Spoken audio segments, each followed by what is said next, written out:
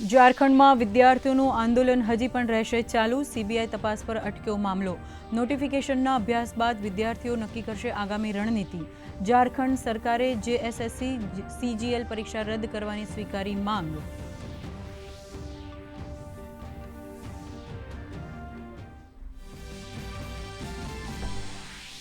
BRICS ICT track અંતર્ગત માહિતી અને સંચાર ટેકનોલોજી સહયોગ પર વર્કિંગ ગૃહની બેઠકનો બીજો દિવસ. ડિજિટલ પબ્લિક ઇન્ફ્રાસ્ટ્રક્ચર પર થશે ચર્ચા.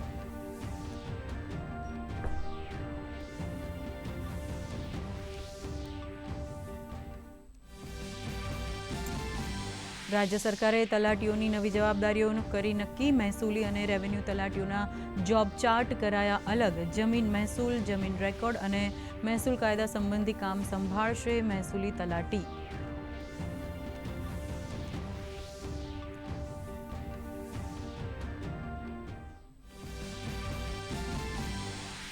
ભારતીય ચૂંટણી પ્રણાલીના ફેન બન્યા અમેરિકાના રાષ્ટ્રપતિ ડોનાલ્ડ ટ્રમ્પ. પ્રશંસા કરતા કહ્યું, ભારતમાં પ્રત્યેક મતદાતા પાસે છે આઈડી કાર્ડ. અમેરિકામાં પણ આ પ્રણાલી લાગુ કરવાની વ્યક્ત કરી ઈચ્છા.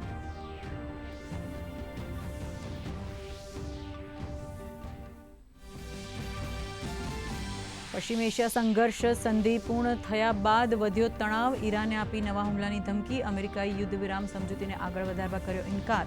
તો હોર્મુઝ વિવાદમાં ઓમાનના હસ્તક્ષેપ પર ટ્રમ્પની ધમકી. કહ્યું, ઓમાન વચ્ચે આવશે તો અમેરિકા કરશે હુમલો.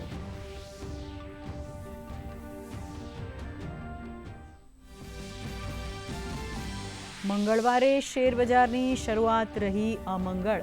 સેન્સેક્સમાં 250થી વધુ આંકનો ઘટાડો તો નિફ્ટી 24,230ની નીચે. Max Healthcare, Asian Paints, Infosys અને જીઓ ફાઇનાન્શિયલના શેર લાલ નિશાને. સોના ચાંદીના ભાવમાં ઘટાડો.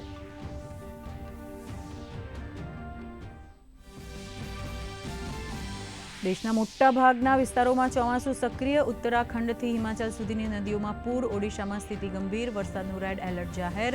તો આજથી 23 ઓગસ્ટ સુધી ગુજરાતમાં મધ્યમથી સામાન્ય વરસાદની આગાહી. રાજ્યમાં નોંધાયો સિઝનનો સરેરાશ 74.49% વરસાદ.